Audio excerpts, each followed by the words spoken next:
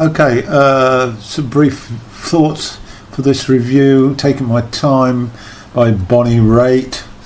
Bonnie Raitt was born in 1949 on November the 8th, so she clocks in now at her 74, born in Burbank, California, and her first release was in 1971.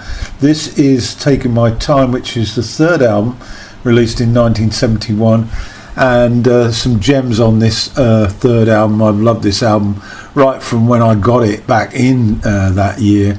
Eclectic musical mix of blues, folk, New Orleans style R&B, calypso, and beautiful ballads on this album. It's an album of covers. She's excellent at doing renditions, and on this album we've got Jackson Browne's I Thought Was a Child and Randy Newman's Guilty, to mention a few. I also like the romantic I Gave My Love a Candle and Cry Like a Rainstorm. As I say, third album, considered one of her strongest works, and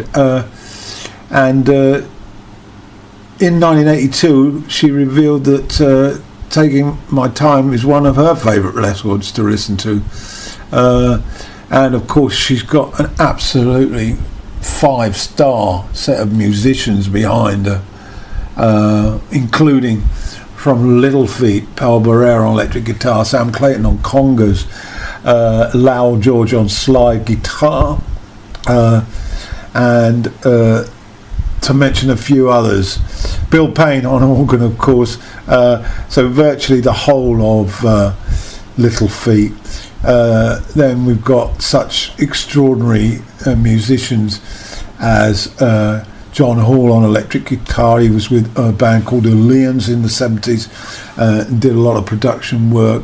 Milt Holland on tabla tambourine and claves. Jim Kelton on drums. Taj Mahal chips in with some harmonica and acoustic bass. And Van Dyne Parks, another guy who's been around the block, playing for Raitt Kuda, also linked with Little Feat. He plays piano, keyboards, and sings background vocals. So it's a very impressive array of musicians. And as I say, I'm going to do a little bit of a dabble into the tracks. I Gave My Love a Candle is a exquisite romantic ballad written by Joel Zoss. Clocks in at 4 minutes, and there's some beautiful piano. I guess it's Payne, but you know, it's difficult to work out exactly who might be on piano. Could be Parks, and there's some a lovely juicy sort of exquisite picking type guitar solo, possibly Barrera on that, or Hall. And again, you pick the one you want, really. It's beautiful, and of course Bonnie, of course, may well have captured the electric guitar on this track as well. Exquisite start to this album. Track 3, Let Me In, is a real oompa stomp, New Orleans R&B jazz feel to it.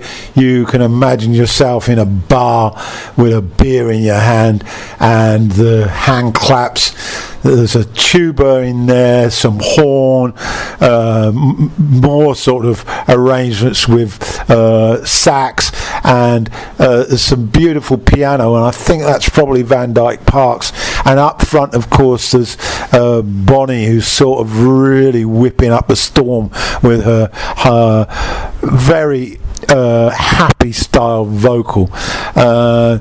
Well, if you want to experience actually what it's like to possibly be in that city, I've never been, but I just can put this on and I get the flavour of what it would be like to sit in that bar or stand in that bar and have Bonnie Raitt's band really stomping oompa oompa oompa. Beautiful stuff.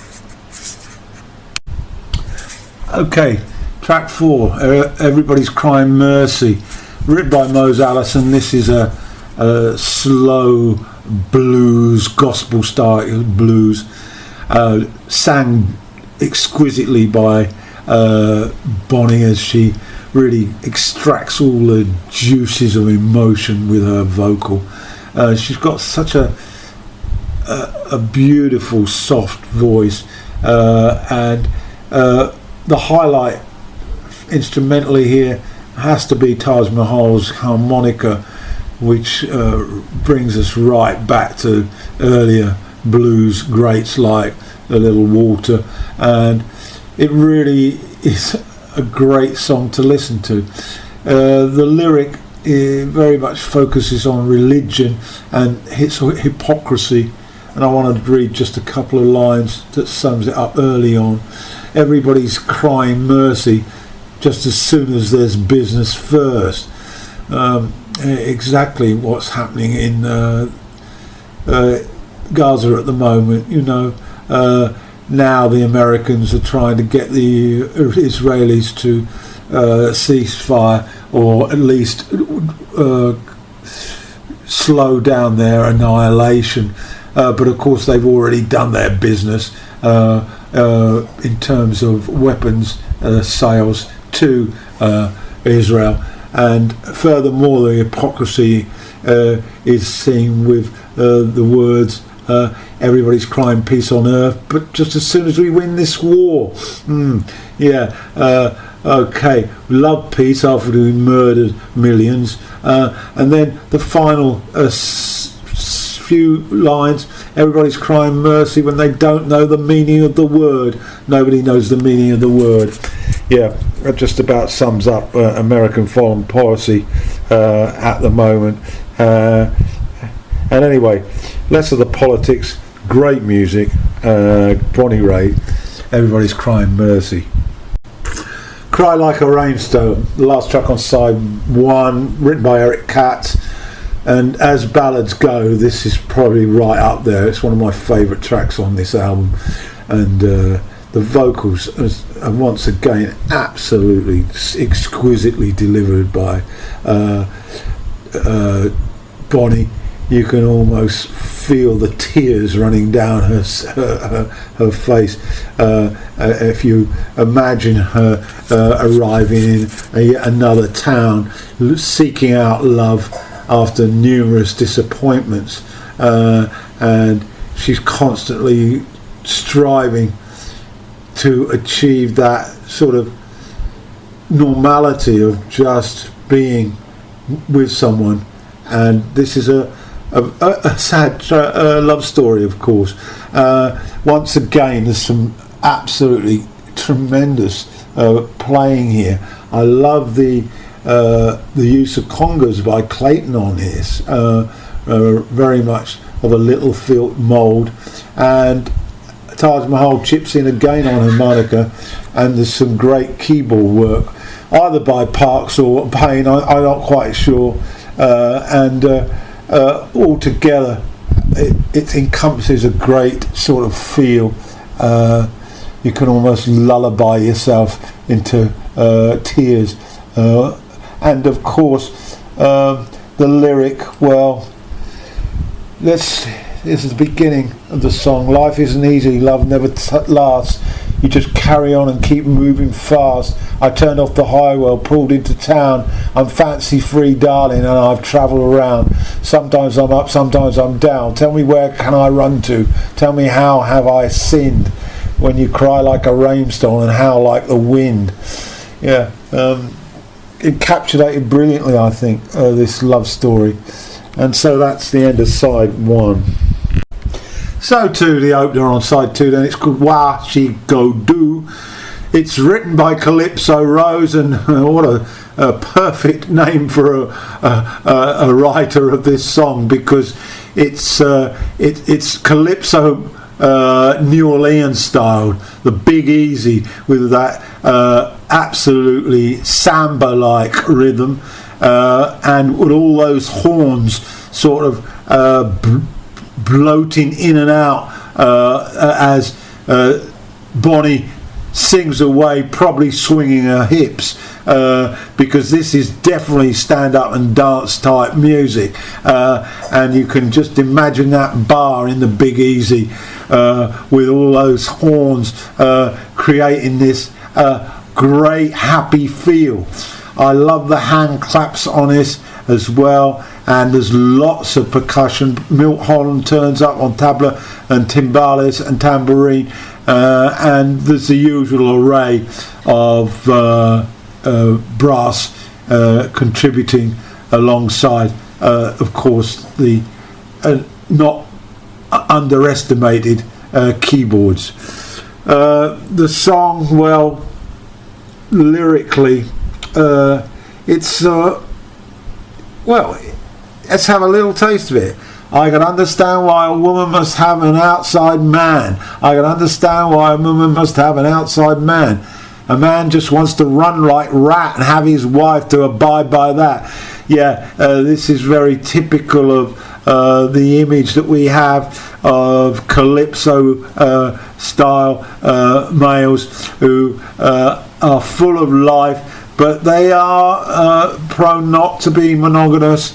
They like to be butterfly-like, and they want their woman to wait for them to come home after they've had their sort of bit of fun out in the bars at night.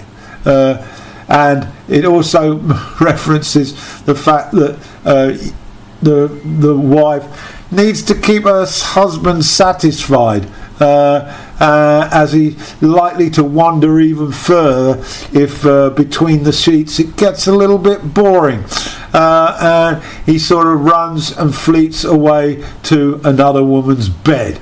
Okay, for those of us who are perhaps more strict moral codes, this one probably isn't appreciated that much, but the music is infectious. Oh, I love it. Next up is I Feel the Same. Well, this is a tremendous slow blues, and I can hear Bonnie on acoustic guitar, which brings us in. Lowell George makes his appearance on slide guitar, and there's a third guitar right back in the mix, which it's being really played meticulously, and but it's very faint, but you can catch it, and alongside that exquisite piano again. There's no horn on this, but so versatile is this album that it's nice to have a little bit of a rest from them, and I'm sure Bonnie picks up on bottleneck guitar on this track as well. Great drums from Keltner, and another 5-star piece of work. I Feel the Same. I Thought I Was a Child. Of course, this is a cover version of the Jackson Browne song that he recorded on his second album, which was released in the same year as this. The title of that album was For Every Man, and listening to it and reading the lyric, it seems to suggest to me that it was to try to capture that moment where you start to move out of childhood into adolescence and start seeking sort of a different type of love, where sort of interest in the opposite sex starts to appear over the horizon, and you realise that you're no longer really wanting to hold on to your childhood, but you're not quite ready to sort of jump into full adulthood. You want the best of both situations, but consequently you're feeling a little bit alone. But when you see an interest from the opposite sex, maybe a smile, you get a rush of adrenaline, and it sort of releases a little bit of freedom from that sort of secure base that you've had with your parents. Anyway, that's my take on it, and I will be doing slides for this review of the lyric. Once again, this is a more sort of slightly country blues sort of feel. It's more up tempo, but a great cover version of the Jackson Browne song. I Thought I Was a Child. So we're on to the next track then. Write me a few of your lines, Kokomo Blues. This medley, I've sought some sort of interpretation to this. It's certainly a happy song. It's a very old traditional song written by Mississippi Fred McDowell, a man that Bonnie, as a young girl, had the opportunity of listening and watching him play, so very much a big influence on her. And this is his song, and it evokes a range of emotions: nostalgia, yearning, and a sense of peace. And it's supposed to transport listeners to a place of serenity, allowing them to momentarily escape reality and immerse themselves in the beauty and tranquility of the images created by the lyrics. Well, it takes me to a wonderful place as well when I'm listening to it, because it just bounces with happiness. So that is a Fred McDowell song.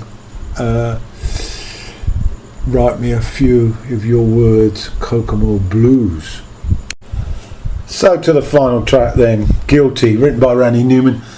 This is a sort of a confession by an addict to his love, that he wants to be someone else, but he constantly keeps sliding back in to the whiskey bottle or to the cocaine, and then seeks sort of forgiveness from his love after he's devoured all this all these substances and got himself into a right old mess.